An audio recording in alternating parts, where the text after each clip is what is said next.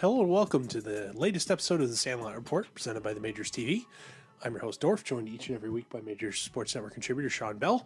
And what we got going on tonight here is we're going to kind of do a little bit of a postseason recap as we're down to less than half the teams remaining.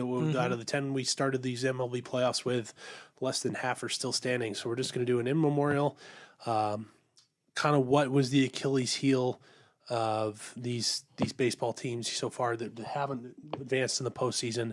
We'll start with the most freshest of the kill, that being the Atlanta Braves here, who were defeated, lost in 4 games out of the 5-game series to the Dodgers earlier tonight, falling 6-2 in Game 4.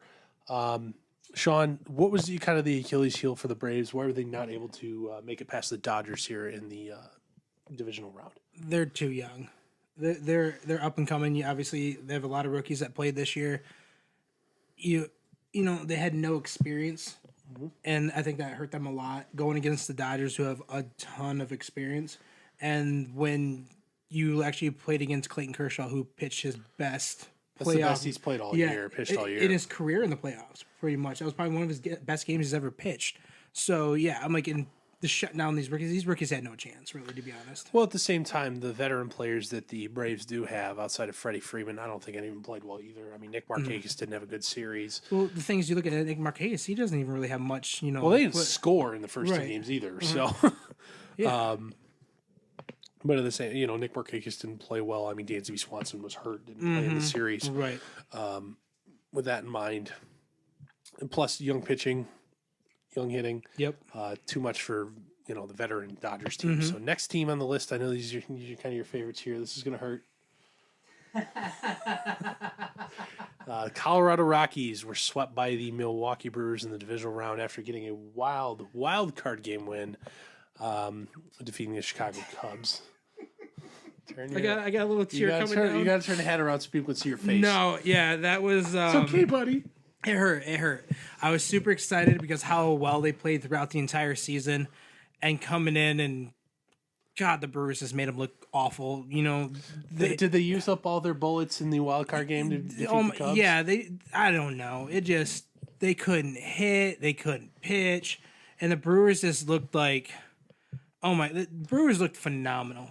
Like they did. And, the Rockies, it hurt me as much, just watching them. Just nobody could hit. Nobody could hit. They scored literally like 2 runs out of 3 games. Well, the bulk of the Rockies roster are very streaky players. That'd be like Trevor Story, for example. Lesser extent like Charlie Blackmon, but they're very streaky players. And when everybody's on, it's great. Oh, gosh. And when everybody's off, it's... Ooh. Yeah, and they're pitching. While they did have a lot of guys with quite good numbers this year, the eye test wasn't really there, and unfortunately, their offense couldn't make up for the deficiency in pitching. Aw, how cute! Now Sean's got to wear the dunce cap the rest of the night. Hey, dude, I remember when I found this hat. I love this logo so much. Even though they beat my Rockies, I still love this logo. Leave it. Put it back. Okay. All right. Next on this list here, we're going to go to the Oakland Athletics. They were knocked out after a just amazing second half of the season. They were knocked out in the wild card game, defeated by the Yankees quite handily, actually. Yes. Your thoughts about the Oakland Athletics? To be honest, you may laugh at me. I think this was just a fluke of them getting to the playoffs. They had an amazing season, obviously. Edwin Jackson made 27 starts. Exactly. You know what I'm saying? I'm like... It was a fluke season for them. You knew they were due sooner or later. They've been so bad for a long time. Everybody has their fluke seasons. And then when it means the most and they go against one of the best teams in baseball. It was a 1-game playoff. I mean, they didn't really have that bad of a night. No. And to be honest, I'm like, even if they played a 7-game series. You don't think it would have? No, it wouldn't have. They maybe could have won 1 game. Well, the A's are in a really good spot to compete again next year. A lot of their core talent is still going to be under contract or in club control, so they got a really good chance at being back. Yes. So, all right. Next, we're going to go to the Chicago Cubs. We're knocked out, like we said, in the wild card round by the Rockies.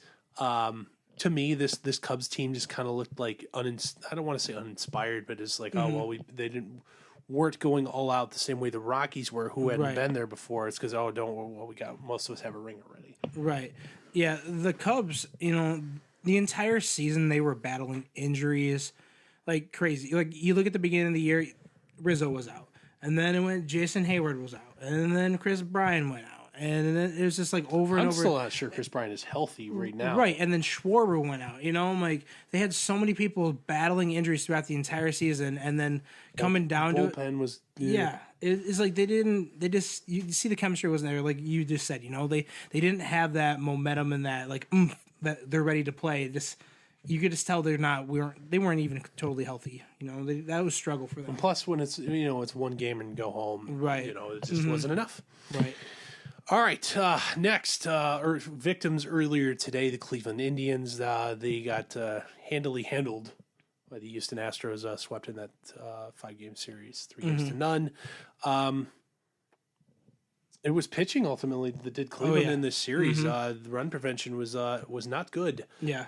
They moved Trevor Bauer to hopefully that super reliever role, and he did not do well. No. And the starting pitching wasn't great either. Yeah. So Kluber didn't look good, and then Carrasco looked okay. You could tell today. Cody Allen got rocked today. He didn't. Cody Allen has been good all year. Yeah, he got rocked really bad, so that hurt them. You know, the hitting didn't show up that much today. They only scored 2 runs today, so it didn't look good. Okay. All right. One last topic tonight before we get this thing wrapped up here.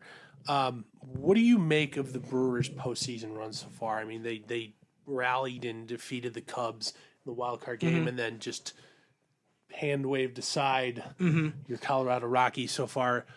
Are they for real, or what ultimately will be their Achilles heel? Because they're now going to be playing the Dodgers in the division or you know, in my view, they are real. Yeah, they are real. Like, what saved them is getting Christian Yelich. That guy, like, I've actually been a fan of his for a long time, even when he was with the Marlins, and he, you know, obviously he was behind Stanton. Everybody was looking at Stanton. Oh, Stanton this, Stanton that. I mean, think about this. I mean, think of that Miami Marlins outfield. You had Marcell Ozuna, Christian Yelich, and Giancarlo Stanton in one outfield. Right. What the hell? Yeah. How did you not win buckets of games? And that's what I'm saying. I'm like, and Christian Yelich was in the shadows of Stanton, and everybody's looked past him, and he was even putting up good numbers there. And don't forget about the acquisition, free agent acquisition, the offseason of Lorenzo Cain. Exactly. Bringing him back to the Brewers. Great season. Right. Travis Shaw.